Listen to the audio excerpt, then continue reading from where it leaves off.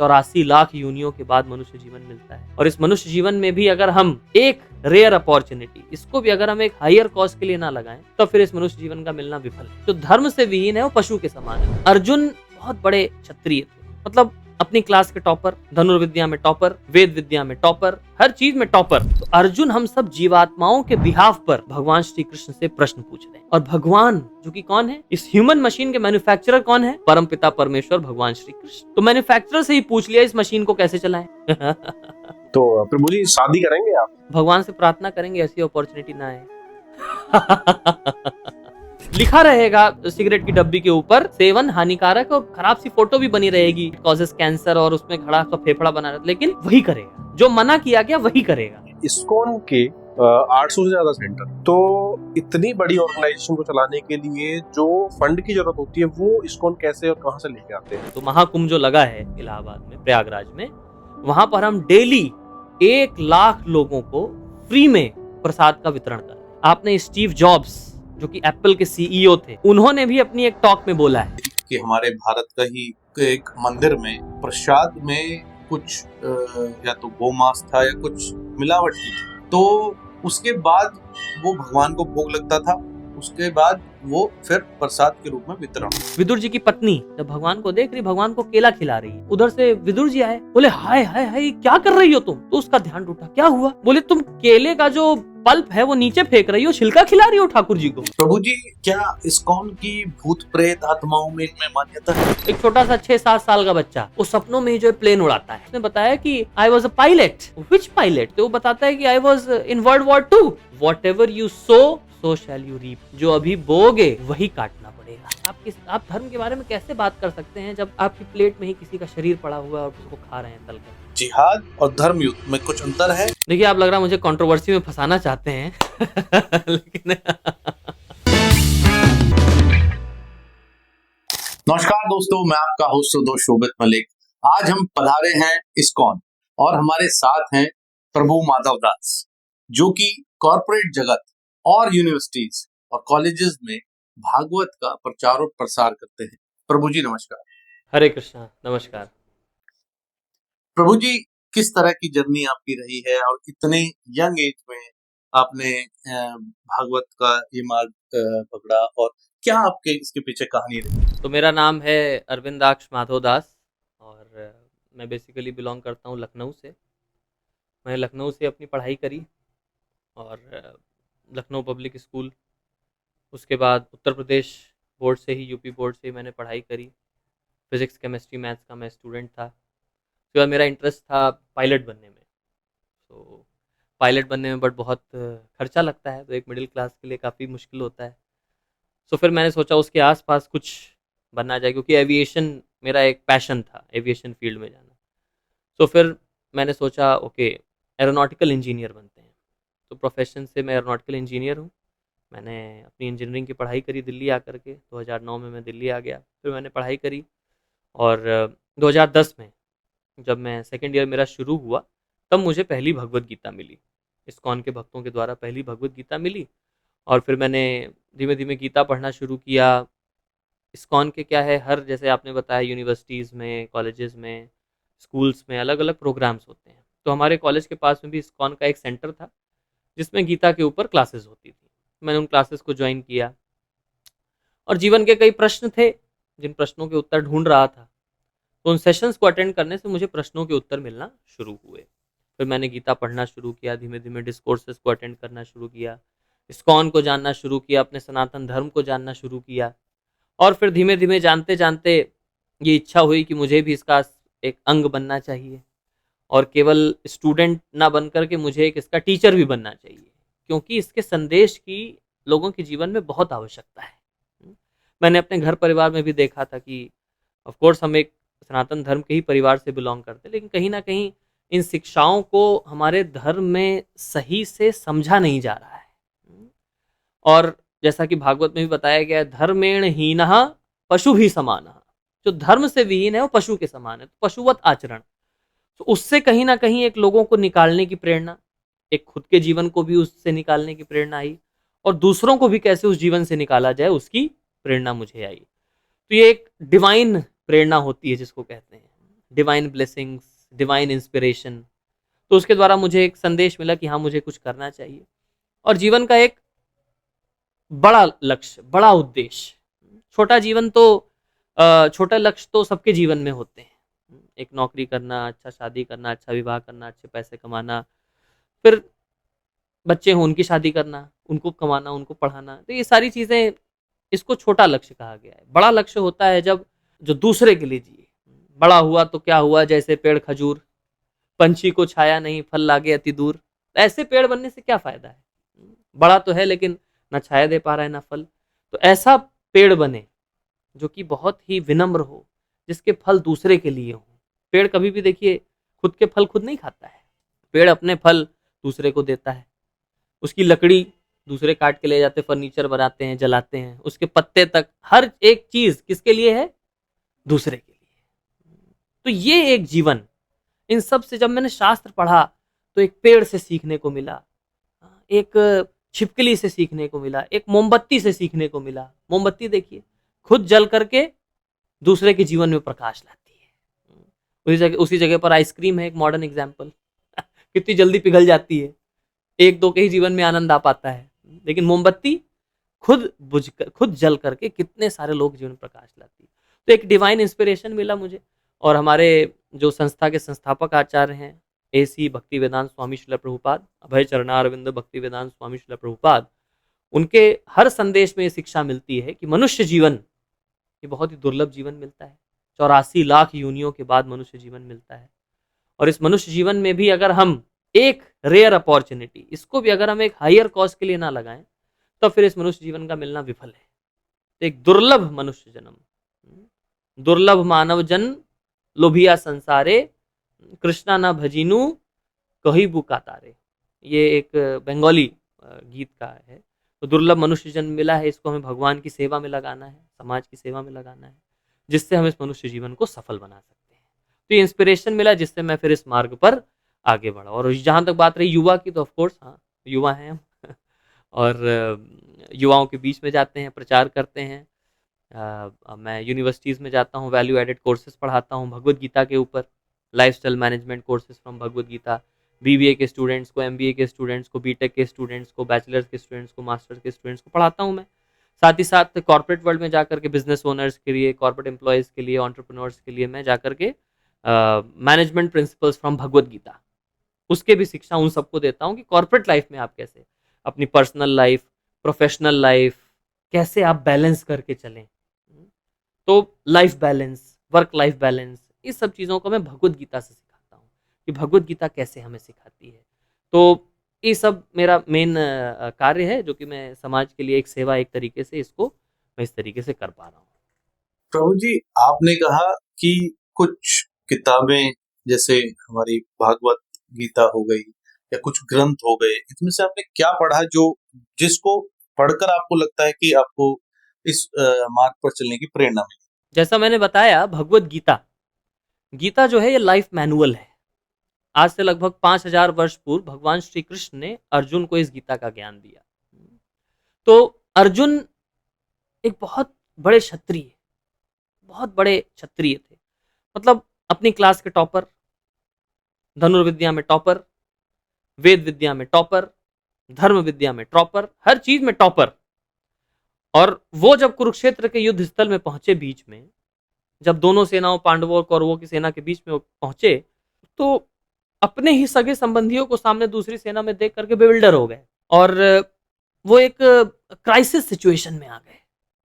Crisis कि क्या करें क्या ना करें। He was not able to decide कि मुझे क्या सही है, क्या करना चाहिए, क्या नहीं करना चाहिए। उस सिचुएशन में उन्होंने भगवान श्री कृष्ण से प्रश्न पूछे और भगवान श्री कृष्ण ने उनके हर प्रश्न का उत्तर दिया। जीवन से संबंधित, इस आत्मा से संबंधित, शरीर से संबंधित, जीवों आत्माओं से संबंधित। तो इन सब का उत्तर भगवान श्री कृष्ण ने अर्जुन को दिया भगवत गीता में। वो प्रश्न जितने अर्जुन के लिए प्रैक्टिकल थे, उतने ही हम सब के लिए प्रैक्टिकल हैं। तो अर्जुन हम सब जीवात्माओं के बिहाफ पर, हम सब के बिहाफ पर भगवान श्री कृष्ण से प्रश्न पूछ रहे हैं। और भगवान जो कि कौन है? इस मशीन के मैन्युफैक्चरर हैं। ये मशीन है, यंत्रारूढ़ा निमाया, दिस इज ह्यूमन मशीन। इस ह्यूमन मशीन के मैन्युफैक्चरर कौन है? परमपिता परमेश्वर भगवान श्री कृष्ण। तो मैन्युफैक्चरर से ही पूछ लिया इस मशीन को कैसे चलाएं। और फिर वो बता रहे हैं बहुत ही परफेक्ट तरीके से इस मशीन को कैसे चलाया जाए। तो जैसे एक खाने पीने से रिलेटेड एक सुंदर सा श्लोक है, युक्ताहार विहारस्य युक्त चेतस्य कर्मसु युक्त स्वप्नोवबोधस्य योगो भवति दुःखः। 4 habits you have to regulate your 4 habits. Habit of eating, खाने की, हैबिट ऑफ स्लीपिंग, सोने की, हैबिट ऑफ रिक्रिएशन, आनंद लेने की, एंड हैबिट ऑफ वर्क। ये 4 हैबिट्स आपको रेगुलेट करनी है। युक्त आहार, युक्त विहार, युक्त चेष्टस्य कर्मसु, युक्त स्वप्नो व बोधस्य योगो भवति दुःखः। और अगर इन चारों को आप रेगुलेटेड वे में करते हैं तो आप योग में स्थित हो जाएंगे भगवान के साथ और सारे दुखों का अंत होगा। समझ पा रहे हैं आप? तो ये सब जब मैंने पढ़ा गीता में, तो गीता में ये सारा ज्ञान दिया गया है। तो मैंने सबसे पहले गीता पुस्तक पढ़ी और अभी भी मैं कम से कम 6 बार भगवत गीता पढ़ चुका हूं और मेरा टारगेट है कि पूरे अपने इस जीवन में कम से कम 108 बार तो भगवत गीता पढ़ूं। और जितनी बार पढ़ते हैं उतनी बार नया नया संदेश जानने को मिलता है, नई नई शिक्षा मिलती है जीवन को लेकर के। इसलिए मैंने भगवत गीता पढ़ी। यस। तो प्रभु जी शादी करेंगे आप?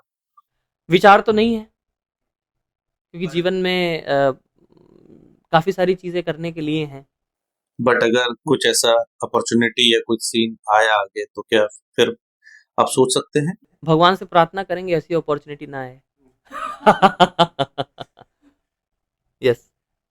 तो आपने कहा कि अर्जुन ने प्रश्न किए, भगवान श्री कृष्ण ने उनके उत्तर दिए, और आपने बताया कि हमारी डेली लाइफ में भी इसकी बहुत सारी एप्लीकेशंस हैं। तो कुछ हमारे व्यूअर्स को या जनता को आप बताना चाहेंगे कि कुछ एप्लीकेशंस जो डायरेक्टली उन सवालों को हमारी डेली लाइफ से लिंक करती हैं?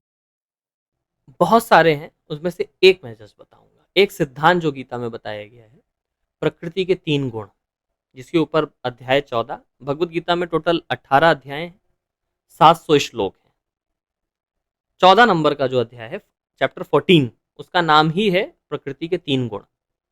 ठीक है, उसमें भगवान श्री कृष्ण प्रकृति के 3 गुण बताते हैं। सत्व, रजस, तमः इति। सत्व गुण मोड ऑफ गुडनेस, रजोगुण mode of passion, ignorance mode of ignorance मतलब तमोगुण। ये 3 गुण हैं जिसमें हम सब कठपुतली की तरह कार्य करते हैं। कठपुतली आप सबने खेल देखा होगा, जिसमें वो जैसे हमारे जैसे पुतला है, वो धागे से रस्सी से बंधा हुआ है। हाथ ऐसे उठेगा तो ऊपर वाला हाथ धागा ऊपर कर देगा तो ऐसे, ये हाथ उठाएगा तो ऐसे, सर इसे घुमाएगा तो ऐसे ऐसे। हम सब प्रकृति के 3 गुणों के धागों में एक कठपुतली की तरह कार्य कर रहे हैं। कभी सतोगुण हावी होता है, कभी रजोगुण, कभी तमोगुण। अब इन तीनों गुणों के प्रभाव बताए गए। तो प्रैक्टिकल एक सोल्यूशन बताता हूँ, प्रैक्टिकल एक सिद्धांत बताता हूँ। गीता के 18वें अध्याय में भगवान बताते हैं हमारी बुद्धि, हमारी इंटेलिजेंस कैसे इन तीनों गुणों से प्रभावित होती है। जब हमारी बुद्धि तमोगुण से प्रभावित होती, मोड ऑफ इग्नोरेंस, जिसके लक्षण होते हैं निद्रा, आलस्य, प्रमाद।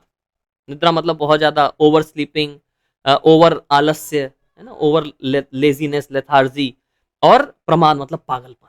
ऐसी बुद्धि जब हो जाती है तो उसको तामसी बुद्धि कहा जाता है, मोड ऑफ इग्नोरेंस की बुद्धि। और ऐसी बुद्धि के लक्षण क्या होते हैं? जो करना चाहिए उसी को नहीं करेगा, और जो नहीं करना चाहिए, जो मना किया गया है, उसी को करेगा। ऐसी बुद्धि कैसी बुद्धि कहलाती है? तमोगुणी बुद्धि, तामसिक बुद्धि।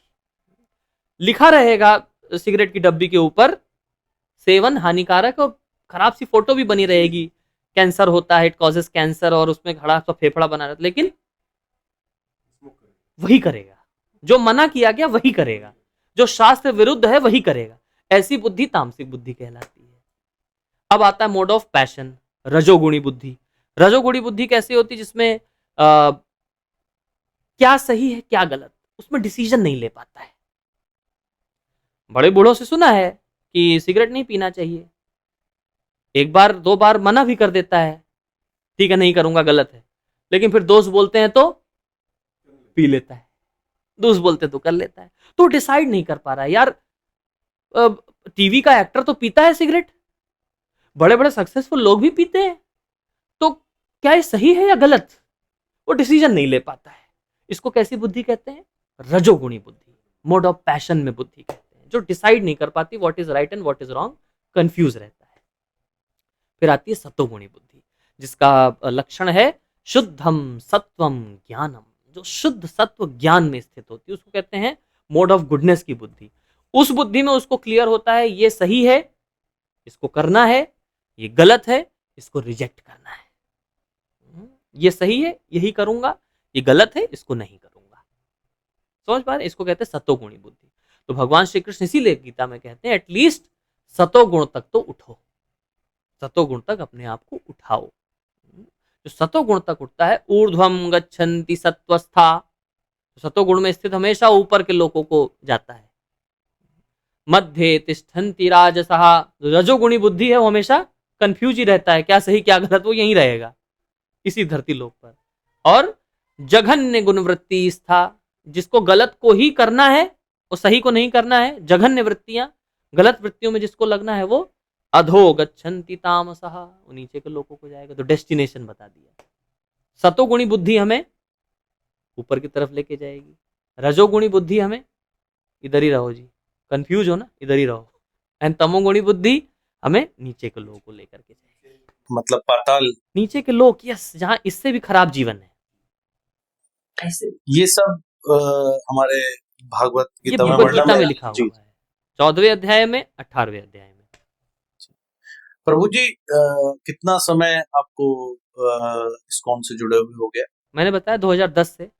तो लगभग 15 साल। प्रभु जी ये बताइए, इस्कॉन के 800 से ज्यादा सेंटर है पूरे दुनिया में, तो इतनी बड़ी ऑर्गेनाइजेशन को चलाने के लिए जो फंड की जरूरत होती है वो इस्कॉन कैसे और कहां से लेके आते हैं? देखिए, सामाजिक संस्था है, समाज से ही आता है, आसमान से तो टपकता नहीं है। हम लक्ष्मी जी के भक्त हैं, लेकिन लक्ष्मी जी की कृपा के लिए भी समाज में जाना पड़ता है। अच्छा, समाज जो है वो डोनेशन करता है और उसकी बेसिस पे आप ये, जैसे अभी आप महाकुंभ की बात करें तो महाकुंभ जो लगा है इलाहाबाद में, प्रयागराज में, वहां पर हम डेली 1 लाख लोगों को फ्री में प्रसाद का वितरण कर रहे हैं, डेली 1 लाख लोगों को। तो 45 दिन तक लगभग 45 से 50 लाख प्लेट खाना हम वितरित करने जा रहे हैं। ये हमें अडानी जी ने सपोर्ट किया, अडानी जी ने सपोर्ट किया। आपने वीडियो भी देखा हो, काफी न्यूज चैनल्स पर आ रहा था अभी। तो अडानी जी ने हमें सपोर्ट किया कि हम आपको धनराशि देंगे, आप बनाइए और आपकी जो टीम है उसके द्वारा आप वितरित करिए। तो इस तरीके से समाज का पैसा समाज के कल्याण में लग जाएगा। जैसे कॉर्पोरेट वर्ल्ड में भी कॉर्पोरेट ऑर्गेनाइजेशन का होता है ना, कॉर्पोरेट सोशल रिस्पॉन्सिबिलिटी फंड, उनका CSR फंड होता है, तो सोशल कॉजेस के लिए ही होता है। तो हम जैसे सोशल ऑर्गेनाइजेशंस को लोग सपोर्ट करते हैं, जिसके थ्रू हम इन्हीं को सामाजिक कार्यों में फिर अच्छे से लगा देते हैं, एक अच्छी कॉन्शियसनेस के द्वारा। देखिए, खाना बांटना एक अलग चीज है, प्रसाद बांटना, सैंक्टिफाइड फूड, ये एक अलग चीज है, जिससे लोगों की चेतना में सुधार आए। क्या अंतर है एक मेस के खाने में और एक माँ के द्वारा बनाए हुए खाने में? अंतर है कि नहीं है? तभी लोग क्या प्रेफर करते हैं? माँ के हाथ का बना हुआ खाना। क्यों? क्योंकि उसमें वो भाव है, वो प्रेम है, वो इमोशंस हैं, जो कि खाने को पौष्टिक बना देते हैं, जिससे एक व्यक्ति के अंदर कंस्ट्रक्टिव एनर्जी आती है। वही आप मेस का खाना खाओ, होटल का खाना खाओ, उसमें पॉजिटिव तो नहीं कह सकते, बट कैसी एनर्जी आती है आई डोंट नो। क्योंकि हमने पिछले 15 साल में बाहर का नहीं खाया। तो एक पॉजिटिव एनर्जी जो फील होती है माँ के हाथ के खाने की। इस तरीके से प्रसाद, प्रसाद क्या है? खाना उसी तरीके से बनेगा, शुद्ध सात्विक बनेगा, पहले तो बिना प्याज लहसुन के बनेगा, और बन करके पहले भगवान को भोग लगेगा। तो भगवान को जो भी भोग लगाया जाता है वो क्या बन जाता है? सैंक्टिफाइड फूड, जिसको प्रसाद कहते हैं। फिर जब वो प्रसाद का हम वितरण करते हैं तो वो लोगों के केवल शरीर पे असर नहीं करता है, लोगों के मन पर और लोगों की बुद्धि पे असर करता है, जिससे लोगों की चेतना सुधर जाती है। तो हम लोग इसीलिए प्रसादम का वितरण करते हैं। हमारे स्वामी श्रीला प्रभुपाद जी ने विदेश में जाकर के खुद अपने हाथ से बना करके लोगों को खिलाया, और वो प्रसाद जब लोग खाए उससे उन लोगों की चेतना में अंतर आया। आपने स्टीव जॉब्स, जो कि एप्पल के CEO थे, फाउंडर एंड CEO, उन्होंने भी अपनी एक टॉक में बोला है कि मैं वीकेंड्स पर जब मेरे पास पैसे नहीं होते थे तो मैं हरे कृष्णा टेम्पल में जाता था और वहां जाकर के खाना खाता था, फ्री फूड। इस्कॉन। इस्कॉन में जाकर के, हरे कृष्णा टेम्पल मतलब इस्कॉन में जाकर के। तो बड़े बड़े लोग इसको सपोर्ट करते हैं, बड़े बड़े लोग इसको एनकरेज करते हैं, और ये जो प्रसाद है ये लोगों के जीवन में परिवर्तन ला रहा है। प्रभु जी, प्रसाद का आपने बताया कि जो भोग भगवान को लग जाता है वो प्रसाद हो जाता है, शुद्ध हो जाता है। तो अभी हाल ही में हमने एक चर्चा सुनी थी कि हमारे भारत का ही एक मंदिर में प्रसाद में कुछ या तो गोमांस था या कुछ अशुद्ध चीजों का किसी ने मिलावट की थी। तो उसके बाद वो भगवान को भोग लगता था, उसके बाद वो फिर प्रसाद के रूप में वितरण होता था। तो क्या इस तरह का प्रसाद भी एक मतलब शुद्ध कैटेगरी में हम ऐड कर सकते हैं, या फिर इसमें अशुद्धियां क्योंकि मिली हुई है तो भगवान के भोग लगने के बाद क्या वो शुद्ध हो गया, या इस पे क्या आपके विचार? देखिए, सबसे पहले तो ये एडमिनिस्ट्रेशन का फॉल्ट है कि उन्होंने चेक करके क्यों नहीं इंग्रेडिएंट्स दिए। सबसे पहला अगर एक पक्ष देखें तो it's a fault of administration. उन्होंने क्यों नहीं चेक करके दिया, सस्ता घी क्यों दिया। दूसरा, जो बना रहे थे, एक दूसरा पर्सपेक्टिव इसका ये है, जो बना रहे थे वो तो शुद्ध चेतना से बना रहे हैं, वो भगवान के लिए भोग के हिसाब से बना रहे हैं, तो भगवान ने तो उसको भोग की तरह ही स्वीकार किया। और जिसने जिसने पाया वो लड्डू, वो किस भाव से पाया कि मैं क्या पा रहा हूं, प्रसाद खा रहा हूं मैं, तो उससे उसकी चेतना तो सुधरी ही सुधरी। लेकिन जहां तक बात रही धर्म भ्रष्ट होने की, शुरुआत कहां से हुई, एडमिनिस्ट्रेटिव फॉल्ट से। उसको हम भगवान के ऊपर नहीं थोप सकते हैं। भगवान ने तो अपना काम किया, भगवान ने उसको शुद्ध किया, भगवान ने सैंक्टिफाइड किया। जैसे आप एक उदाहरण सुनते होंगे, महाभारत से आता है कि दुर्योधन घर मेवा त्यागी, साग विदुर घर खाए मेरे प्रभु जी। तो प्रभु जी हमारे भगवान श्री कृष्ण, उनको दुर्योधन ने भी बुलाया, उनके लिए 56 भोग की व्यवस्था करी थी। साथ ही साथ किसने बुलाया, विदुर जी ने भी बुलाया। विदुर जी के घर उतनी व्यवस्था नहीं थी, लेकिन ठाकुर जी किसके यहाँ गए, विदुर जी के यहाँ गए, क्योंकि साफ इंटेंशन से बुलाया। अब जब विदुर जी के यहाँ गए तो विदुर जी जब भगवान को देख रहे हैं, विदुर जी की पत्नी जब भगवान को देख रही, भगवान को केला खिला रही है, वो भगवान के स्वरूप को देखती जा रही, कितने सुंदर हैं, उस स्वरूप को देख करके आकर्षित हो गई, खिलाते जा रही है। उधर से विदुर जी आए, बोले हाय हाय हाय क्या कर रही हो तुम।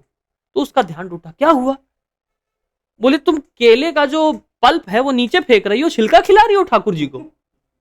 ठाकुर जी छिलका खा रहे हैं। तो भक्त के प्रेम में भगवान तो छिलका भी खाते हैं। तो भाव क्या है, किस भाव, भगवान हमारे क्या है, भावग्राही जनार्दन, वो भाव को स्वीकार करते हैं। पत्रम पुष्पम फलम तोयम यो में भक्त्या प्रणश्यति तद अहम भक्ति उपहृतम अस्नामी प्रयतात्मनः। ये गीता का श्लोक है। पत्र, पुष्प, फल और जल, बड़ा बड़ा नहीं मांग रहे हैं, मेवा मिष्ठान नहीं, पत्र, पुष्प, फल और जल। अगर कोई मुझे भक्ति भाव से अर्पित करता है तो मैं उसे स्वीकार करता हूं। What is the main ingredient, what is the main ingredient, भाव। वो भक्ति का भाव, दैट इज मेन इंग्रेडिएंट। उसमें घी मेन इंग्रेडिएंट नहीं है, उसमें मेन इंग्रेडिएंट क्या है, वो भक्ति का भाव। भगवान उसको स्वीकार करते हैं, बालाजी उसको स्वीकार करते हैं। बालाजी भावग्राही जनार्दन है, वो उसको स्वीकार करते हैं। तो प्रभु जी, जैसे आपने बताया कि शुद्ध भाव से कुछ अशुद्ध भी अगर आप भगवान को चढ़ाते हैं या भोग लगाते हैं, या गलती से किसी और का किया हुआ अशुद्धि आप कोई गलती से उसको प्रसाद के रूप में भगवान को भोग लगाते, तो क्या उस व्यक्ति को पाप लगेगा? देखिए, एडमिनिस्ट्रेशन में जो है उनको तो जरूर पाप लगा होगा और लगेगा भी, क्योंकि आपने वो जानबूझ के अगर कर रहे हैं तो, या अगर अनजाने में हुआ है तो अनजाने में हुआ तो हो सकता है कुछ परसेंट कम मिले, उसकी क्षमा है। देखिए, कर्म के सिद्धांत, किसको कितना रिएक्शन मिलेगा, क्या मिलेगा, this intricacies of actions are very difficult to understand. ये इंट्रिकेट सब्जेक्ट मैटर है, किसको कितना परसेंट मिलेगा, वी आर नॉट द जजेस, है ना, हम जज नहीं कर पाएंगे। बट इतना तो है कि कर्म का फल तो मिलता है। Every action has equal and opposite reaction. इसीलिए वो भाव, वो भक्ति भाव जब हमारे अंदर आता है तो हमारा इंटेंशन भी प्योर हो जाता है, वो उसको प्योर इंटेंशन से जब करेगा, अब कहीं ना कहीं इंटेंशन प्योर रहा होगा ना भक्तों का, तभी तो ये चोरी सामने आ गई, नहीं तो नहीं आती और चलता रहता लंबे समय तक। तो ये फ्रॉड सामने आ गया, इंटेंशन क्योंकि प्योर है लोगों का, इसलिए चीजें सामने आ जाती है। ठीक है प्रभु जी, तो रिएक्शन तो जरूर लगेगा, रिएक्शन जरूर लगेगा। कितना परसेंट किसको लगेगा ये प्रभु जान। अब प्रभु जी मेरे को ये जानना था, मतलब मैं ये जानना चाहता हूँ, जैसे भगवान श्री राम को हमने अयोध्या में हम इतने अच्छे से हमने सुशोभित किया अभी, तो मथुरा में जो भगवान श्री कृष्ण की जो जन्मभूमि है उस पे अभी भी कुछ कंट्रोवर्सीज है। अभी भी ये माना जाता है कि उसकी कुछ जमीन पे कुछ अवैध कब्जे हैं, कुछ और लोगों ने उसको वहां पे दूसरे धर्म की एक बनाई हुई है, इमारत बनाई हुई है। तो उसकी मुक्ति के लिए इस्कॉन की तरफ से मतलब क्या चल रहा है, क्या कर रहा है इस्कॉन? नहीं, इस्कॉन से एक्सपेक्ट क्या किया जाता है ये बताएं। हम इस्कॉन से ये एक्सपेक्ट कर रहे हैं कि जैसे भगवान श्री राम को हमने पूरे अच्छे से मतलब स्थापित किया है, उसी तरह से हम उस भूमि को भी मुक्त कराएं, चाहे वो कोर्ट में हो या जिस तरह से भी हो। तो राम मंदिर को तो मुक्त कराने में प्रशासन का ही हाथ रहा, प्रशासन को ही उसमें नहीं, हिंदू धर्म के जो बहुत बड़े जो संस्थाएं हैं हमारी, उन्होंने भी उसमें सुप्रीम कोर्ट में गए, वो वहाँ उन्होंने एक पार्टी बने, वहाँ वो पार्टी बन के उन्होंने उसको डिफेंड किया, बताया कि उन्होंने साक्ष्य प्रमाणित मतलब साक्ष्य प्रस्तुत किए सुप्रीम कोर्ट में कि, और प्रमाणित भी किया कि हाँ ये है सच में मतलब राम जन्मभूमि है। तो हमसे जो भी एक्सपेक्ट किया जाएगा we are ready to do. हमसे इंटेलेक्चुअल सपोर्ट मांगा जाएगा, we are ready to do. हमसे कुछ भी मॉनेटरी सपोर्ट की आशा है या फिर एक फिजिकल सपोर्ट की आशा है, तो we all are ready, everywhere we are ready. हम तो भारत देश में क्या, जन्मभूमि पर क्या, हम तो पूरे विश्व के कोने कोने में रेडी हैं। हम तो रशिया और यूक्रेन में भी रेडी हैं। आपको पता है यूक्रेन में कितने सारे हमारे भक्तों का जीवन छूट गया, कितने सारे हमारे मंदिरों का विनाश हो गया यूक्रेन और रशिया में। कुछ काउंट है प्रभु जी इसका? More than thousands, more than thousands. हमारे कितने 25 से ज़्यादा सेंटर्स हमारे जो है वहाँ पर उनका ध्वस्त हो गए, कीव में और यूक्रेन में और रशिया के बॉर्डर्स पर। तो हम लोग तो वॉर फ्रंट पर हैं हमेशा। बांग्लादेश का इशू आप सबने देखा ही, we are always on the war front. तो हमसे जो भी एक्सपेक्ट करेगा समाज और जितना हमसे बन पड़ेगा, हम लोग उसको करने के लिए तैयार हैं। प्रभु जी बांग्लादेश की आपने बात की, बांग्लादेश में ऐसा नहीं है अभी उन्होंने इस्कॉन को टारगेट किया है, वहां पहले भी कट्टरपंथी जो लोग थे, जो कट्टरपंथी मानसिकता के लोग थे, वो इस्कॉन को बहुत पहले से टारगेट कर रहे हैं। मतलब 2005 की मैं एक घटना देख रहा था, 2005 से वो लोग इसी तरह का टारगेटिंग मतलब टारगेट कर रहे हैं। तो उसके लिए मतलब कोई ऐसा उपाय है कि वहां ये सब ना हो? उपाय यही है, जड़ों को और मजबूत किया जाए। पेड़ चाहे जितना भी बड़ा हो, उसको आसानी से गिराया जा सकता है अगर उसकी जड़ें मजबूत नहीं है। तो जड़ों को मजबूत करना बहुत आवश्यक है, बैक टू द बेसिक्स।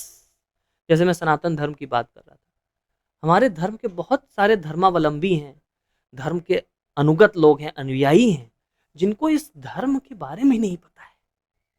उनसे गीता भागवत के श्लोक पूछ लीजिए, उनको उसका संदर्भ नहीं पता है। कौन है हमारे ठाकुर जी, क्या है देवी देवता, क्या है देव, नहीं पता है लोगों को। धर्म क्या है, अधर्म क्या है, इनका संदर्भ ही नहीं पता है लोगों को। तो जड़ें जब तक हमारी मजबूत नहीं होंगी, क्यों कोई बाहर से आके हमको हिला देता है, क्यों? क्योंकि हमारे जड़ें मजबूत नहीं है। अदरवाइज हाथी भी हिलाता रहे, कोई पेड़ नहीं हिल पाएगा। मजाल है किसी की कोई हिला दे। हमारी जड़ें अभी भी मजबूत हैं, जिसके कारण इतने आक्रमण हुए, फिर भी हम आज भी वैसे ही खड़े हैं और गर्व के साथ खड़े हैं, गर्व के साथ खड़े रहेंगे, क्योंकि हमारी जड़ें मजबूत हैं। इसीलिए हमारे इस्कॉन का हर देश में, हर राज्य में, हर प्रांत में हमारा एक कार्य है, कैसे इन शास्त्रों की शिक्षाओं को, प्रैक्टिसेस एक बात है, प्रैक्टिसेस के साथ साथ नॉलेज ज्ञान के साथ जब प्रैक्टिसेस करी जाती है। एक होता है प्रैक्टिसेस करना जिसको बोला जाता है रिचुअल्स अंधविश्वास के साथ भी किए जा सकते हैं, विथ फेथ। डुबकी लगाना है तो डुबकी लगाएं विथ फेथ कि हाँ गंगा जी में पाप मुक्त हो जाएंगे। अब डुबकी लगाना है विद नॉलेज, ज्ञान के साथ, कि कौन है ये गंगा। गंगा कौन है? स्वयं भगवान के चरणों से निकली हुई गंगा है, चरणामृत है ये, जिनको शिव जी ने अपनी जटाओं में धारण किया। वो है ये गंगा मैया, जो कि स्वर्ग लोक में भी बहती हैं, इस लोक में भी हैं, हर लोक में जाकर के बहती हैं। ये है वो गंगा। इसमें यमुना जी मिल रही हैं। यमुना जी कौन है? जो कि यमुना जी जिनका स्वयं भगवान श्री कृष्ण से विवाह हुआ, वो है यमुना जी। सरस्वती मैया, तो ये माता की कैटेगरी में लग करके, तो उनमें उस ज्ञान के साथ व्यक्ति जब त्रिवेणी संगम में स्नान करेगा तो उसको जो है धर्म का अलग लाभ मिलेगा। तो हम लोगों की शिक्षाओं का, कार्य का हमारा मेन लक्ष्य ये रहता है, बांग्लादेश में भी या किसी भी देश में, कि धर्म की जड़ों को स्ट्रांग करो। जिसकी जड़ स्ट्रांग होंगी उसका आप भले ही तना काट दो, तना फिर से आ जाएगा। क्यों? क्योंकि जड़ है वहां पर, और हमारी जड़ें हैं, हर जगह पर हैं। जहां जहां पर हम जड़ों को मजबूत करते रहेंगे। प्रभु जी, आपने कहा जड़ों को मजबूत करो, तो कुछ संदेश देना चाहेंगे किस तरह से हम इस जड़ को मजबूत कर सकते हैं? आपकी तरफ से कोई संदेश या कुछ तरीका ऐसा हो कि इस तरह से अगर आज का यूथ या फिर जो भी लोग बाग हैं, जनता है, वो करे तो जड़ें मजबूत हो जाएंगी। सबसे पहला संदेश मैं देना चाहूंगा, we all have to become an unapologetic practitioner, जिसको अपनी प्रैक्टिसेस पर कोई अपॉलोजी ना हो, कोई दुख ना हो, कोई खेद ना हो। अरे यार, करना पड़ता है, शिखा रखनी पड़ती है, धोती पहननी पड़ती है। हम देखिए गर्व के साथ पहनते हैं। मैं कॉलेजेस में जाता हूँ, यूनिवर्सिटीज में जाता हूँ, ऐसे ही जाता हूँ। क्यों? गर्व है हमको अपने इस वैदिक संस्कृति पर। ये हमारी धोती कुर्ता हमारा वैदिक परिधान है। हमको गर्व है इस अपने वैदिक परिधान पर, हमको गर्व है अपने शिखा पर, अपने इस तिलक पर। तो जब तक हम वो अनअपोलोजेटिक हिंदू या फिर अनअपोलोजेटिक सनातनी नहीं बनेंगे, तब तक हम अपने धर्म की रक्षा नहीं कर सकते।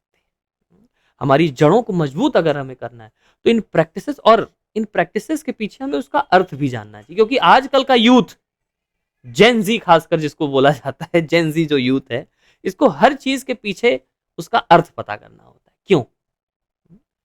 Spirit behind every ritual.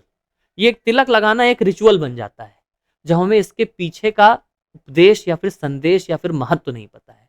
अगर हमें इसके पीछे का स्पिरिट नहीं पता है तो मात्र एक रिचुअल बन के रह जाएगा कि हाँ तिलक लगाना है।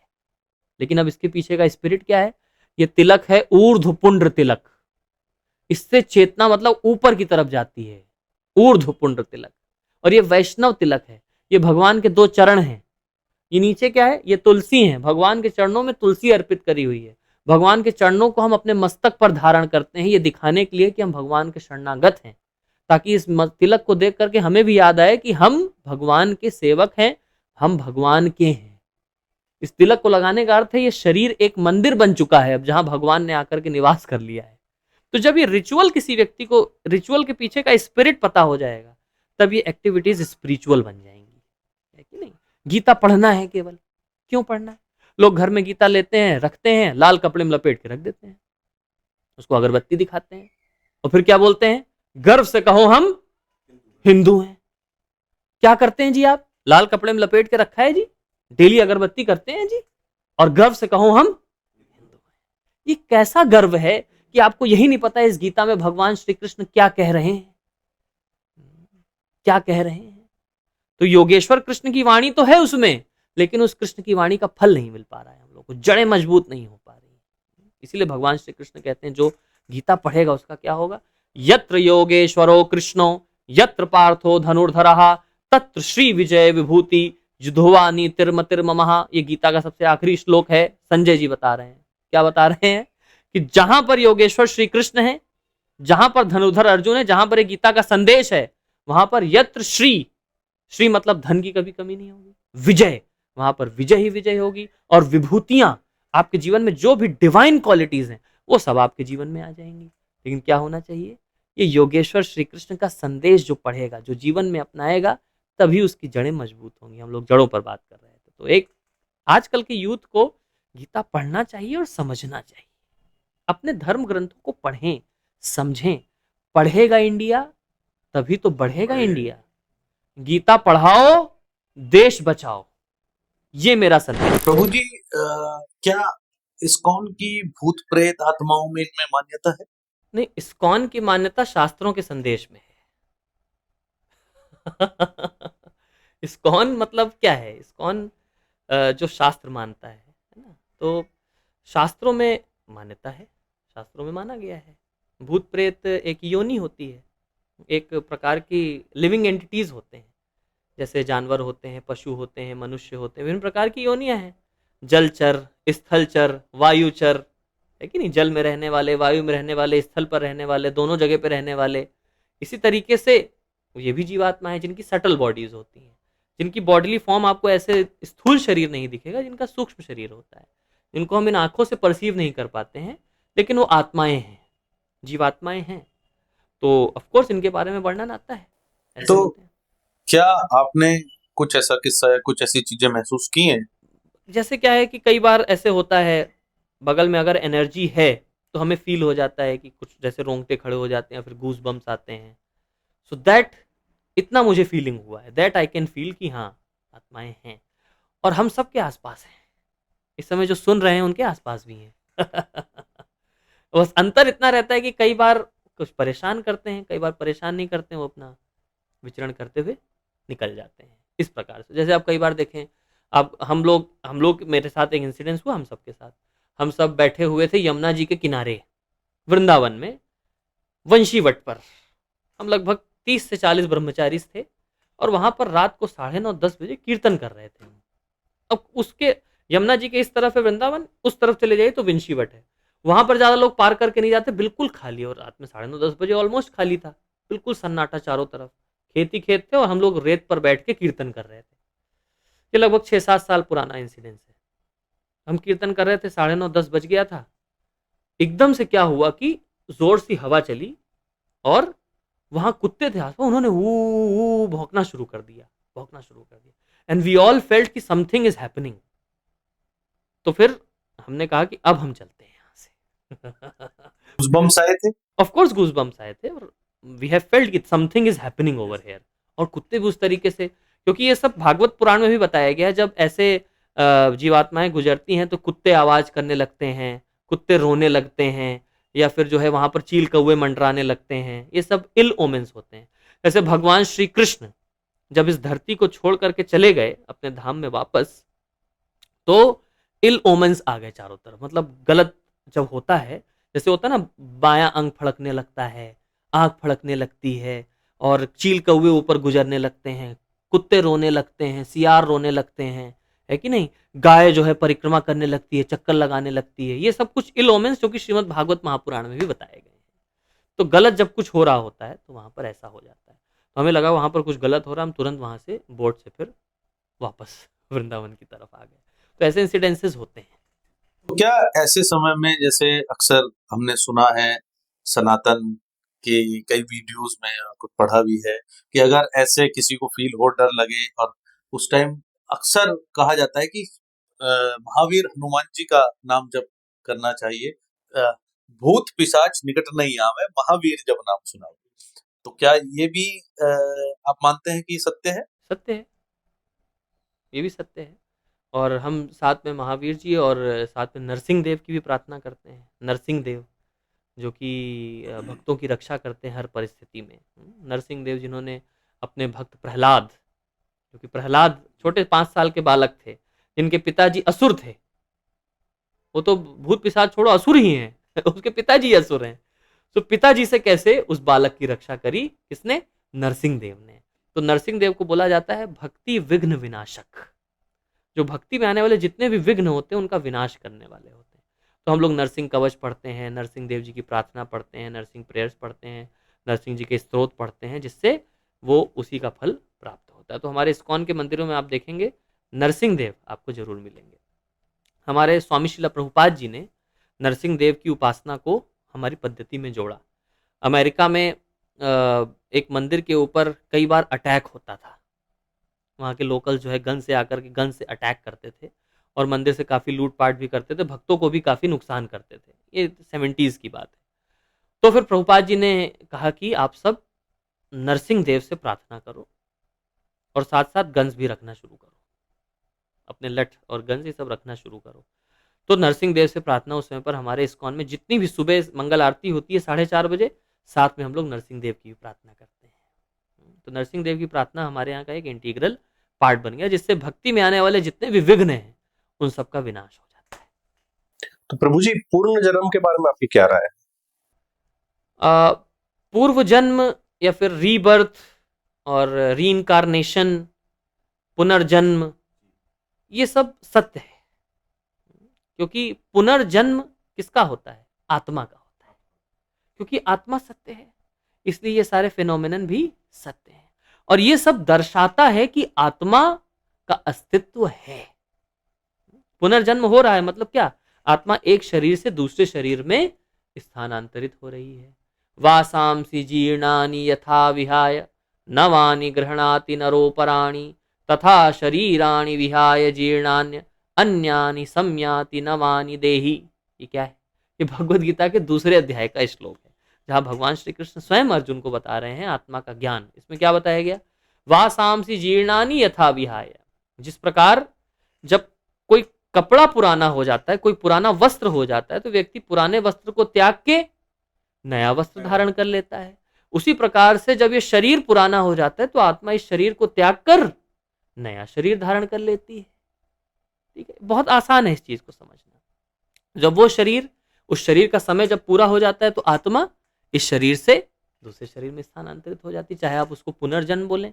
कई बार जब वो उस शरीर की उम्र नहीं पूरी होती, कुछ आकस्मिक घटना हो जाती है, तो कई बार उस आत्मा को उस समय तक शरीर नहीं मिलता है, तो उसको भटकती हुई आत्मा कहते हैं। उसको स्थूल शरीर अभी नहीं मिला है, उसको सूक्ष्म शरीर में ही है, तो उसको जब शरीर मिल जाता है तो उसमें चली जाती है। रीइंकारनेशन के केसेस में क्या होता है, कई बार लोगों को पिछले जन्म का याद भी हो रहता है, तो याद जो है वो हमारे सटल माइंड में कहीं ना कहीं स्टोर रहती है, तो वो आ जाती है, उसको याद आ जाती है। लेकिन ऐसे केसेस बहुत ही कम होते हैं, रेयर होते हैं। क्यों ऐसा होते हैं, कम क्यों होते हैं? क्योंकि अगर सबको याद आता रहेगा तो वर्तमान जीवन, वर्तमान शरीर, वर्तमान जो जीवन है, इसको जीना मुश्किल हो जाएगा। व्यक्ति ओवरवेल्म हो जाएगा। पुराने जमाने में कोई बहुत अमीर था, पुराने शरीर में, इस शरीर में आकर के उसको मिडिल क्लास में रहना पड़ रहा है, तो उसकी मानसिकता नहीं बदल पाई बड़े वाली, तो वो मिडिल क्लास में रह नहीं पाएगा बेचारा। समझ पा रहे हैं ना? कोई पुराने जमाने में जो मिडिल क्लास में था, इसमें बहुत अमीर है, तो खुशी के मारे बेचारा पागल हो जाएगा। तो इसलिए बहुत सोच समझ के सारी चीजें सिस्टम में इंटीग्रेट करी गई हैं। पुनर्जन्म होगा लेकिन सबको याद नहीं रहेगा। तो ऐसे कई रीइंकारनेशन के केसेस आते हैं। इसके ऊपर बहुत ही फेमस साइंटिस्ट हैं, जिनका नाम है doctor Ian Stevenson, American scientist हैं। उन्होंने इसके ऊपर बहुत रिसर्च किया है, रीइंकारनेशन के ऊपर बहुत सारी बुक्स भी उन्होंने पब्लिश करी हैं, रिसर्च पेपर पब्लिश करे हैं। तो इसके ऊपर बहुत कुछ है, डिटेल रिसर्च ऑलरेडी। तो इसके बारे में और भगवान श्री कृष्ण स्वयं गीता में बता रहे हैं, तो पुनर्जन्म ये सही होता है। अभी आपने एक फॉरेन ऑथर का नाम लिया, doctor Ian Stevenson. Doctor Ian Stevenson का नाम लिया, तो जैसे नाम मैं सुन रहा हूं तो एक नॉन सनातनी हो सकते हैं, तो क्या उन्होंने रीइंकारनेशन पे अपनी स्टडी में माना कि रीइंकारनेशन होता है? हाँ, यस, रीइंकारनेशन के ऊपर ही सारा उनका स्टडी है। तो इस हिसाब से तो आई थिंक जितने धर्म दुनिया में है, उनमें रीइंकारनेशन सिर्फ और सिर्फ हमारे सनातन धर्म में ही माना गया है। बाकी धर्म या मेजर जो बाकी के मेजर धर्म है, वो रीइंकारनेशन के प्रोसेस को या इस कंसेप्ट को नहीं मानते। तो क्या उन्होंने सनातन धर्म में आने की नहीं सोची फिर? नहीं, इसके ऊपर मैं कमेंट नहीं कर सकता, सोचा कि नहीं सोचा, वो तो अब पता नहीं है भी नहीं, वो पुराने साइंटिस्ट हैं। बट हाँ, ऑफ कोर्स एब्राहमिक रिलीजन में, एब्राहमिनिज्म में रूह को तो मानते हैं, आत्मा एग्जिस्ट करती है, आत्मा एग्जिस्ट करती है, तभी तो वो जन्नत या जहन्नुम में जाएगी। शरीर तो यहीं छूट जाएगा, हेल और हेवन में जाएगी, आत्मा जाएगी ना, शरीर तो नहीं जाएगा। तो आत्मा के अस्तित्व को मानते हैं, और रीइंकारनेशन एक प्रूफ बताता है कि आत्मा एग्जिस्ट करती है। और ये रीइंकारनेशन का प्रूफ हमें एक और सिद्धांत पर बताता है, कर्म का सिद्धांत। कर्म जैसा करेंगे इस शरीर में, आत्मा को वैसा ही अगला शरीर मिलेगा, वैसा ही अगला शरीर मिलेगा। तो कर्म हमें अपने अच्छे रखने हैं। इयान स्टीवेंसन ने जो प्रूफ दिए हैं, केवल सनातन धर्म, केवल इंडिया में रीइंकारनेशन के प्रूफ नहीं दिए हैं, अमेरिकन में भी, अमेरिका में भी रीइंकारनेशन के प्रूफ दिए उन्होंने, रीइंकारनेशन की केस स्टडीज बताए हैं। एक पायलट रीइंकारनेशन करके वीडियो है यूट्यूब पर, अगर आप लोग डालेंगे तो आपको मिल जाएगा, पायलट रीइंकारनेशन, उसके ऊपर पूरी डॉक्यूमेंट्री बनी है। एक छोटा सा 6-7 साल का बच्चा, वो सपनों में ही जो है प्लेन उड़ाता है, प्लेन उड़ाता है, माँ बाप उसके बहुत परेशान, क्या भूत होता है, क्या होता है उसके ऊपर। तो जब वो थोड़ा सा बड़ा हुआ, बोलने लगा, तो उसने बताया कि I was a pilot. Which pilot? तो पिताजी पूछते, वो बताता है कि I was in world war 2। Okay, what was your name? तो अपना नाम बताता है, किस वो शिप पर था, जिस शिप से जो है उसका प्लेन लैंड करता था, टेक ऑफ करता था, लैंडिंग करता था, उस शिप का नाम उसने बताया, उस शिप के कैप्टन का नाम उसने बताया, और इत्तेफाक से वो कैप्टन अभी जिंदा थे, यूएस नेवी के। तो पेरेंट्स जाके उस यूएस नेवी के कैप्टन से मिले जा करके, और उनसे पूछा कि आपके उस वर्ल्ड वॉर 2 में किसी नाम का कोई पायलट था, जिसका जो प्लेन वाला, बोले हाँ पायलट था, ये नाम था उसका। तो बोले ये देखिए, ये बच्चा वही है, सारा बता रहा है, वो रीइंकार्नेशन था उस बच्चे का। तो ये पायलट रीइंकार्नेशन की स्टडी है। और वो सनातन धर्म हिंदू धर्म का नहीं था, वो क्रिश्चियन रिलीजन का था बच्चा। तो हर धर्म में रीइंकार्नेशन के केसेस होते ही होते हैं। अब बात इस पर ये आती है कि रीइंकार्नेशन का करोगे क्या, इस सिद्धांत का एप्लीकेशन क्या है जीवन में। एप्लीकेशन ये है कि अपने कर्म सुधारो। क्यों? बोए पेड़ बबूल का, तो आम कहां से पाए। Whatever you sow shall you reap. जो अभी बोगे वही काटना पड़ेगा। तो ये आत्मा का सिद्धांत, रीइंकार्नेशन का सिद्धांत हमें ये सिखाता है कि अपने कर्मों को अच्छा करो। अगर हमारे कर्म अच्छे होंगे तो हमारा आगे का जीवन भी, भविष्य भी हमारा अच्छा होता चला जाएगा। प्रभु जी, इस्कॉन जो है इतनी बड़ी संस्था है और इतने लंबे समय से सनातन धर्म को अपने साथ साथ और सबको लेके चल रही है, लेकिन इस्कॉन पे कभी ये आरोप नहीं लगा कि इन्होंने कभी किसी का धर्म परिवर्तन कराया है या उसको धर्म परिवर्तन करने के लिए, सनातन के साथ जुड़ने के लिए प्रेरित किया है। बहुत सारे विदेशी जो लोग हैं वो इस्कॉन के साथ जुड़े हुए हैं, अपना धर्म भी फॉलो करते हैं, वो सनातन को भी फॉलो करते हैं, वो इस्कॉन की जो शिक्षा है उनको भी फॉलो करते हैं। तो ऐसा मतलब ऐसा क्यों प्रभु जी? मतलब बाकी संस्थाओं में ऐसा नहीं होता है, इस्कॉन में ऐसा क्या है कि लोग बस अपने धर्म को भी फॉलो कर लेते हैं और सनातन को भी फॉलो कर लेते हैं? यही तो खूबसूरती है सनातन धर्म की। सनातन मतलब जिसमें सारे धर्म सम्मिलित हैं। सनातन मतलब क्या? जिसमें सारे धर्म जुड़े हुए हैं, वो है सनातन, है कि नहीं? तो सनातन शिक्षा हमारी यही कहती है, सर्वे भवन्तु सुखिनः, सर्वे सन्तु निरामया, सर्वे भद्राणि पश्यन्तु, माँ कश्चित दुख भाग भवेत्। सर्वे भवन्तु सुखिनः, सब सुखी रहो जी, है कि नहीं? आप उस पर प्रैक्टिस करके खुश हो, सनातन धर्म के प्रैक्टिसेस को फॉलो करते रहो। तो उसमें तो किसी के साथ जोर जबरदस्ती करने वाला धर्म हमारा सनातन धर्म रहा भी नहीं है। हम तो उसी का अंग है ना। तो हमने कभी किसी के साथ जोर जबरदस्ती नहीं करी है। हमारा हमेशा प्रेम का संदेश रहा है। आप भी प्रेम से रहो, हमें भी प्रेम से रहने दो। अगर कुछ गड़बड़ करोगे तो फिर उसका उस हिसाब से रिएक्शन मिलेगा, उस हिसाब से प्रतिकार किया जाएगा। तो ये हमेशा से हमारा संदेश रहा है, प्रेम का संदेश, ज्ञान का संदेश, एक सेवा का संदेश। ये संदेश हमेशा से हमारे सनातन धर्म का रहा ही रहा है। तो अगर आपके प्रश्न का जवाब दें तो हम किसी को भी फोर्स नहीं करते हैं। There is no term in ISKCON named as force conversion, yes, और राइस बैग कन्वर्जन। ऐसा कुछ भी हमारा सिद्धांत नहीं है। आटे की बोरी दे के, चावल की बोरी दे के, स्कूल में शिक्षा फ्री करा के, कुछ रुपए दे करके, ऐसा कुछ हमारा भी सिद्धांत नहीं रहा है। हमारा सिद्धांत हमेशा ये रहा है, ये है गीता, ये है भागवत, ये भगवान की वाणी है। पढ़ो, समझो, जीवन में पालन करो, आनंद प्राप्त करो। प्रभु जी, ये जब से सरकार में योगी जी और मोदी जी आए हैं, तब से भारत का जो यूथ है वो एकदम सनातन की तरफ से मुड़ गया है, मतलब सनातन की तरफ हो गया है। तो ऐसा मतलब आप मानते हैं इन दोनों की जो ये करिश्मा ही जो नेतृत्व है इसकी वजह से ऐसा हुआ है? नहीं, देखिए, नेतृत्व पर काफी सारी चीजें डिपेंड करती हैं। यथा राजा तथा प्रजा, जैसा राजा होगा प्रजा उसी प्रकार से उसकी मानसिकता होती जाती है कि नहीं? तो अगर राजा धार्मिक होता है तो प्रजा के ऊपर उसका प्रभाव पड़ता है। अब जैसे आप देखिए, ये कुरुक्षेत्र का युद्ध क्यों किया गया? उस समय पर दुर्योधन और कौरव जो है लीड कर रहे थे, राजा का रोल कर रहे थे, लेकिन भगवान क्यों चाहते थे कि पांडवों का रूल आए? क्यों? धर्म की स्थापना। क्योंकि वो अधर्म के कार्य पर जब चलेंगे आप, तो उसका जो है रिएक्शन प्रजा पर भी पड़ता है ना। प्रजा उसी तरीके से अधर्म को पालन करने वाली हो जाएगी। तो इसलिए भगवान खुद स्टैब्लिश करना चाहते थे कि कैसा लीडर हो? युधिष्ठिर महाराज के जैसा लीडर हो। युधिष्ठिर महाराज को क्या कहा गया है? धर्मराज युधिष्ठिर। तो जब धर्म का पालन करने वाला राजा होगा, यथा राजा तथा प्रजा, तो ऑफ कोर्स इसका प्रभाव पड़ता ही है। इसीलिए पहले के जो हमारे राजा होते थे वो क्या होते थे? राज ऋषि होते थे। राजा के साथ साथ उनके अंदर ऋषियों के गुण होते थे, डिवाइन क्वालिटीज होती थी। राजा नॉट समथिंग लाइक किसी पोस्ट पे उसको ले जा करके बैठा दिया। ऐसे श्रीमद् भागवतम में वर्णन आता है, एक राजा बन गया था, राजा वेण। वेण नाम का राजा था। तो राजा वेण बन गया राजा, लेकिन उसको खुद ही जो है अधर्म के कार्यों में लगा रहता था, मदिरा मांस मुरा इन सब कार्यों में लगा रहता था, वैश्यावृत्ति इन सब कार्यों में लगा रहता था। तो धर्म का स्तर धीमे धीमे कम होता गया प्रजा में, और जो जितने भी चोर उचक्के थे, डकैत थे, अधर्म करने, वो सब बढ़ने लगे, फलने फूलने लगे, है कि नहीं?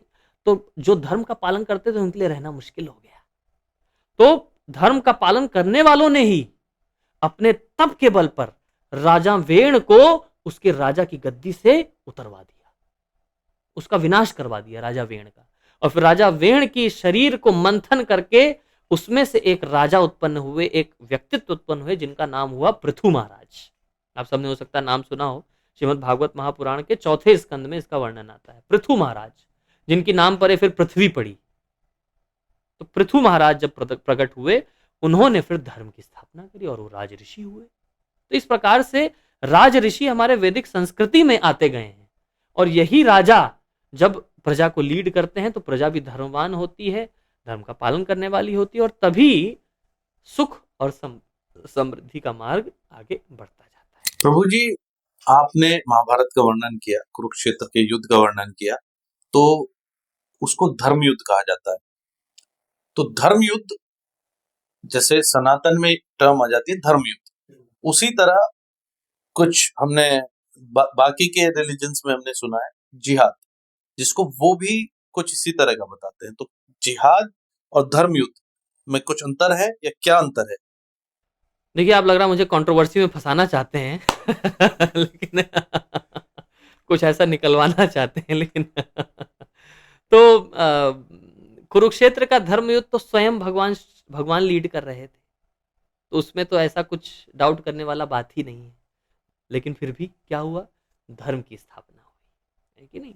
उसके बाद भी कितना बड़ा देखिए राज्य स्थापित हुआ। तो जिहाद जहां तक एक टर्म है, इसको में भी लोगों के बीच में प्रॉपर अंडरस्टैंडिंग नहीं है, या फिर उस धर्म ग्रंथ में या फिर पुस्तक में उसी हिसाब से बताया गया है, जिसको उस धर्म के अनुयायी जो हैं उसका पालन करते हैं, है ना? बट अपनी अपनी एक लेवल ऑफ अंडरस्टैंडिंग भी होती है।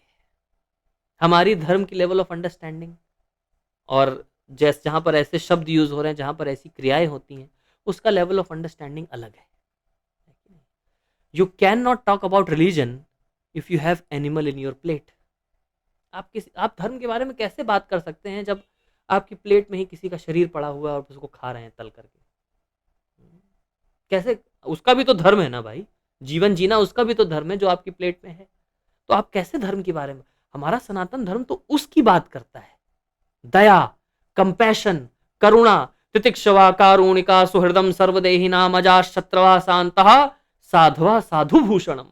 हमारे साधु के आभूषण सनातन धर्म में ये बताए गए हैं। तितिक्षवा, टॉलरेंस, करुणा, दया, ये सब जिसके जीवन में है। प्रभु जी, ग्रस्त जीवन वालों के लिए कोई ऐसा मंत्र है जो वो कहीं मतलब बिना जाए, या अपने जो व्यस्त जीवन है उसी में रह के अगर वो मंत्र जपे तो उन्हें मतलब अच्छे मोक्ष की प्राप्ति हो? ऐसा कोई मंत्र?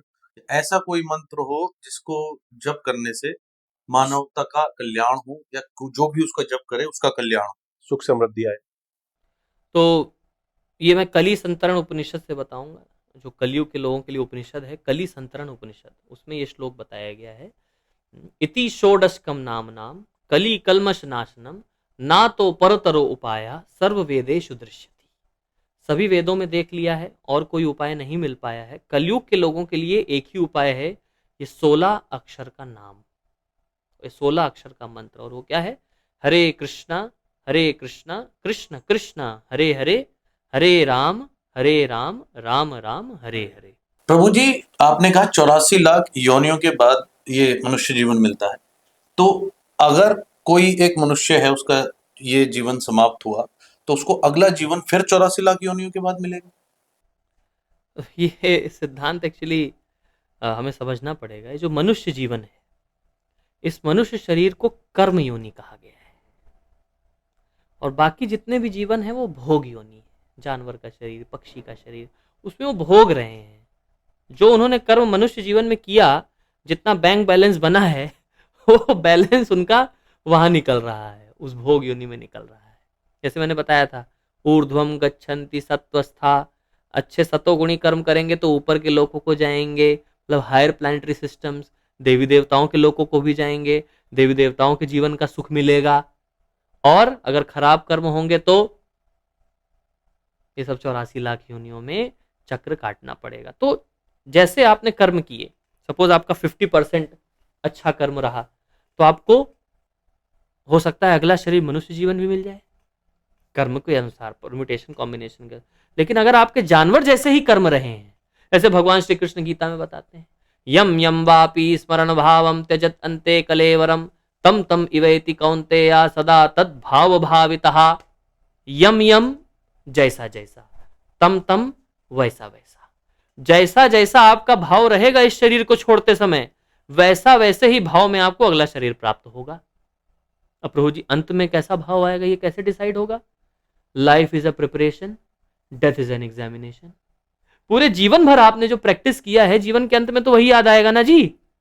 पूरे जीवन भर आपने एफडी बनाई है, पैसा इकट्ठा किया है तो जीवन के अंत में क्या याद आएगा? अरे यार, वो एफडी का पासवर्ड बेटे को बता देता हूं, वो एफडी तोड़वा लेता हूं, उस अकाउंट में उतना। उसका दिमाग कहां लगा रहेगा? मोह माया में फंसा रहे। तो जीवन के यम यम वापी स्मरण भावम, पूरे जीवन भर तुमने दारू शराब पिया है। आप देखो कई सारे लोगों को क्या है, पूरे जीवन भर फिल्मी गाने सुने। मैंने एक वीडियो देखा, एक बुढ़े से व्यक्ति हैं, वो अपने बेड में, हॉस्पिटल बेड में लेटे हुए हैं, उनके सामने मुकेश के दर्द भरे नगमे वाला कैसेट आ गया, मुकेश के गाने चलने लगे, और आँख खोल करके खुश हो गए उनको अभी भी क्या याद आकर के खुशी हो रही है? मुकेश के गाने, वही प्यार मोहब्बत इश्क, वो गाने उनको याद आ रहे हैं, है कि नहीं? तो जैसा जैसा भाव में आप शरीर छोड़ोगे, वैसा वैसा भाव में आपको अगला शरीर प्राप्त होगा। तो ये एक बहुत ही सिंपल साइंस है जो कि भगवान श्री कृष्ण ने गीता में बता दी है। इसीलिए बोला जाता है हमारे शास्त्रों में ज्ञान के साथ साथ विज्ञान बताया गया है। ज्ञानम से अहम तब विज्ञानम। ये ज्ञान के साथ साथ अर्जुन, मैं तुमको क्या बता रहा हूं? विज्ञान भी बता रहा हूं। तो बहुत प्रैक्टिकल नॉलेज है हमारे साथ। शास्त्र कोई पढ़ता नहीं है ना प्रभु जी, इसीलिए प्रैक्टिकल लगते नहीं है शास्त्र। लगता है हाँ हाँ ये प्रभु जी लोगों के पढ़ने के लिए है अभी आप लोग देखिए, सुन रहे हैं आप लोग, क्या कैसा लग रहा है? नई नई बातें पता लग रही हैं। तो ये ज्ञान की गंगा है, इसके पीछे चलते जाओ, और जितना ज्ञान प्राप्त करोगे उतना आनंद आता है। कई बार लोग पूछते हैं, प्रभु जी आप लोग हंसते रहते हैं, खुश रहते हैं, क्या? ज्ञान जिसके अंदर होगा ना, सा सुखी नरहा। जिसके अंदर एक ज्ञान है, वो नर हमेशा खुशी रहेगा, हमेशा खुश खुश रहेगा, आनंद में रहेगा, जीवन के आनंद में रहेगा। ऐसा नहीं हम लोग के जीवन में कष्ट नहीं आते हैं। ठंडी हमें भी लगती है, गर्मी हमें भी लगती है, बारिश का कष्ट हमें भी होता है, बीमार हम भी पड़ते हैं। क्या इस शरीर में आ गए स्पिरिचुअलिस्ट लोग को सर्दी गर्मी ये सब नहीं लगता है? लगता है। लेकिन क्या है, ज्ञान में स्थित होने से ये सब लगने के बावजूद भी आनंद में रहते हैं, है कि नहीं? जैसे भगवान श्री कृष्ण गीता में बताते हैं, क्या बताते हैं? ये किसकी तरह है? शीतोष्ण सुख दुखदा आगमा अपाइना अनित्य ताम तितिक्षस्व भारत। टॉलरेट करो। क्यों? क्योंकि जैसे सर्दी आई है चली जाएगी, गर्मी आ जाएगी, ऐसे सुख आता है जीवन में, चला जाएगा, क्या आ जाएगा? दुख आ जाएगा। दुख आया, परेशान हो गए, अरे दुख है दुख है दुख है। जैसे सर्दी आई है चली जाएगी, गर्मी आएगी, फिर ऐसी दुख आया है चला जाएगा, सुख आएगा। तो ये सब जो सिद्धांत, जो जीवन के विज्ञान जान जाता है, वो खुश रहता है, प्रसन्न रहता है। तो प्रभु जी, हमारे एक परिचित हैं, मित्र हैं, वो बोलते हैं कि जब भी वो मदिरा सेवन कर लेते हैं तो उनका भक्ति करने का मन करता है, भगवान में डूबने का मन करता है, और वो कहते हैं कि उस समय में वो कुछ ज्यादा कंसंट्रेशन से भक्ति कर पाते हैं। तो क्या उनको भी पुण्य प्राप्त होगा? तो देखिए, भगवान का नाम किसी भी स्थिति में लिया जाए वो लाभ प्रदान करता है। ठीक है, जैसे आप आपको मैं दवा, औषधि, औषधि आप किसी भी स्थिति में लीजिए, आपके रोग का निवारण करेगी। नहीं, औषधि खाने, औषधि लेने के बाद फिर से दारू पी लो जाकर के, तो क्या होगा जी? औषधि का असर खत्म। लेकिन इसी प्रकार से आपने नाम लिया, नाम क्या है? एक औषधि है, एक औषधि की तरह है। आपने भगवान का नाम लिया, भगवान का नाम लिया, आपके ऊपर असर तो किया, जाकर के फिर 10 गुना और पाप कर दिया, तो क्या होगा जी? समझ पा रहे हैं आप? इस सिद्धांत को समझे आप? तो इसीलिए वो जो डूब रहे हैं उनको उस डूबने से निकलना पड़ेगा। दारू पीने के बाद भक्ति नहीं होती है, वो कुछ और ही होती है कि नहीं? वो नशा है, वो भक्ति नहीं है। उसमें आप नाम ले रहे हो मगर आप कॉन्शियसनेस में नहीं हो ना, इसलिए उस नाम का एक असर मिलेगा, लेकिन क्योंकि आप नशे में हो तो उसका कोई प्रभाव नहीं पड़ेगा। ठीक है, इसलिए नाम ले रहे हो अच्छी बात है, बिना दारू पिए नाम लो यार, तो जीवन सुधर जाएगा, जीवन तर जाएगा। प्रभु जी, आपका बहुत बहुत धन्यवाद, आपने हमें समय दिया और बिल्कुल ऐसा फील कराया जैसे शायद अर्जुन को श्री कृष्ण जी से प्रश्न पूछकर हुआ होगा। हमें भी लगभग वही अनुभूति हुई, हमें भी साक्षात कृष्ण वाणी सुनने के लिए आपके मुख से मिली, तो उसके लिए बहुत बहुत धन्यवाद। सब साथ में एक बार हरे कृष्ण महामंत्र बोलेंगे। हरे कृष्णा कृष्णा कृष्णा हरे हरे, हरे राम राम राम हरे हरे, हरे कृष्णा।